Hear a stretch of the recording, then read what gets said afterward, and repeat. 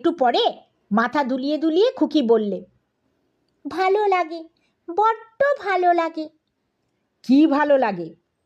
এই যে তুমি এসেছো, কেউ তো কখনো আসে না বাড়িতে। তুমি যাও, মাংস রান্না হয়ে গিয়েছে। হয়ে গিয়েছে? তুমি কি করে জানলে? আমি জানি যে, যাও তুমি। দাঁড়াও, আমি মুখটা ধুয়ে আসি, একসঙ্গে যাব। মুখ ধুয়ে এসে কিন্তু রাধামোহন খুকিকে আর দেখতে পেল না। চঞ্চল মন ছেলে মানুষের, আগেই চলে গিয়েছে। বেশ খুকিটি, কেমন পাকা পাকা কথা বললে, হাসতে হাসতে প্রাণ যায়। ভৈরব বারুদ যে ওকে দেখে বললে, এসো এসো বাবাজি, এই তোমায় ডাকতে পাঠাচ্ছিলাম। আজ একটু বেশি রাত হয়ে গেল, একটু মাংস নেওয়া হলো আজ।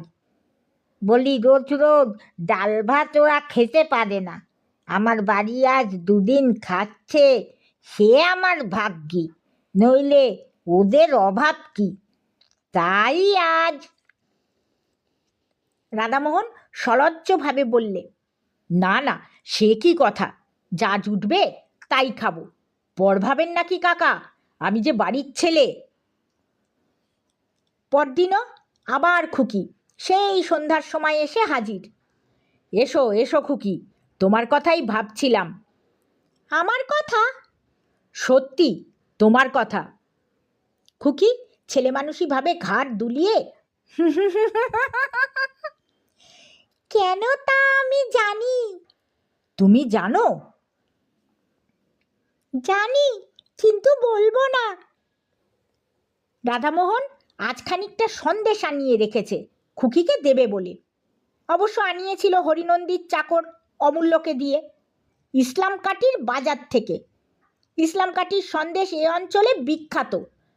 অমূল্য দেখা যাচ্ছে গল্প করে বেরিয়েছে। রাধামোহন মনে মনে বিরক্ত হয়ে উঠল অমূল্যের উপরে। খুকিকে হঠাৎ খুশি করে দেবে সন্দেশ হাতে দিয়ে ভেবেছিল, সেটা আর হলো কই। তবু রাধামোহন বললে, না, তুমি জানো না।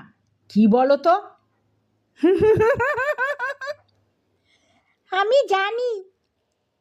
ওর হাসির মধ্যে এমন একটা আছে যে রাধামোহন আর কোনো প্রশ্নই করলে না। ও জানে, ওর মৃদু হাসির মধ্যে দিয়েই সে কথা শোনা গেল। অমূল্যটা আচ্ছা তো, পাড়াগাঁয়ের লোকের পেটে কোনো কথা থাকে। খুকি আবদারের সুরে বললে,